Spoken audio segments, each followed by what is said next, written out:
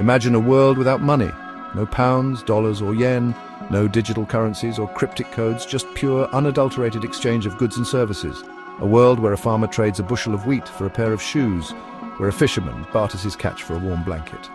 This is a world where money never existed. At first glance, this might seem like a simpler, more equitable existence.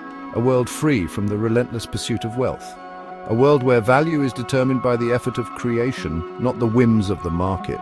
But would this utopian vision hold up under scrutiny, or would it crumble under the weight of its own idealism? The absence of money would fundamentally reshape our understanding of worth. How would we measure the value of a painting, a song, or a scientific discovery? How would we compare the effort of a farmer to that of a teacher or a doctor? Without a common unit of exchange, the concept of value itself becomes nebulous, open to interpretation and prone to dispute. In the absence of money, the most intuitive system of exchange is barter. You have something I need and I have something you desire. We agree on the terms of the trade and the exchange is made. Simple, direct and seemingly fair. But the simplicity of barter quickly unravels when we move beyond basic transactions. Imagine trying to trade a cow for a cartload of bricks. What if the brickmaker doesn't need a cow? What if they need grain instead, but the grain merchant only wants tools? This is the fundamental flaw of barter, the double coincidence of wants.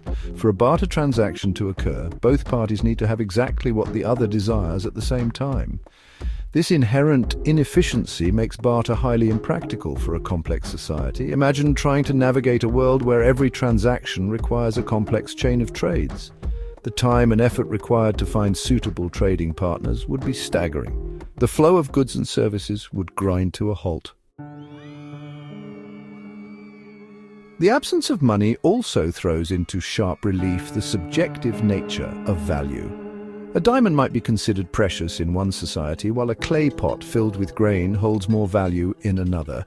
Without a standardized unit of account, these subjective valuations become impossible to reconcile. Imagine trying to establish trade relations between these two societies. How do you establish a fair exchange rate between diamonds and grain when the very concept of value is so fundamentally different? The lack of a common measure of value would lead to constant disputes, mistrust, and ultimately the breakdown of trade.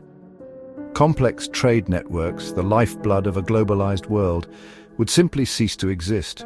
International commerce, reliant on intricate financial instruments and standardized currencies, would be a relic of the past. The world would shrink, becoming a patchwork of isolated communities, each operating within its own self-contained economic ecosystem.